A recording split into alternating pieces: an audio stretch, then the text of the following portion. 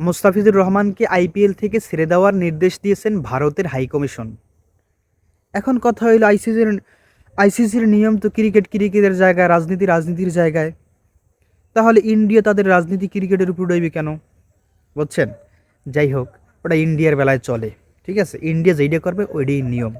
এখন কত হইল কি, ইন্ডিয়া হ্যাডাম দেখাইছে, কিন্তু আমাগো যে হাই কমিশন আছে এগো আব্বাগো তা সোয়া ছাড়া থাকতেই পারে না। এই যে প্রথম আলোর ভাঙচুরের বিচার করতে পারছে, এটা কারণটা এগো আব্বাগো।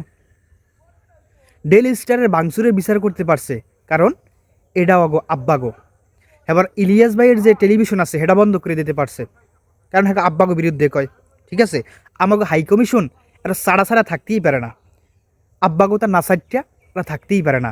ওদিকে আব্বাগো চ্যানেল আমাকে দেশে চলবে, আব্বাগো সিরিয়াল আমাকে দেশে চলবে। ঠিক আছে, এটা লই এক কোনো মাথা ব্যথা নাই। হাদিবের খুনি যেই হাগু দেশে আব্বাগো দেশে যেই থাকবে, এটা লই কোনো মাথা ব্যথা নাই। ঠিক আছে, ইন্ডিয়ার সাথে কোনো সম্পর্ক থাকবে না, বাণিজ্যগতভাবে কোনো সম্পর্ক থাকবে না। ইন্ডিয়ার চ্যানেল, ইন্ডিয়ার সিরিয়াল, ইন্ডিয়ার আইপিএল, ইন্ডিয়ার কোনো খেলাধুলা বাংলাদেশে চলবে না, চলতে পারে না। এখানে কোনো সহমর্মিতা দেখানোর সুযোগ নেই। সহমর্মিতা, দুর্বলতা দেখাইবে ইন্ডিয়ার বিজরে যারা জন্ম, এরাই দেখাইবে। শেষ কথা হইল, ইন্ডিয়ার সাথে কোনো সম্পর্ক নাই, ইন্ডিয়ার কোনো কিছু বাংলাদেশে চলতে পারবে না।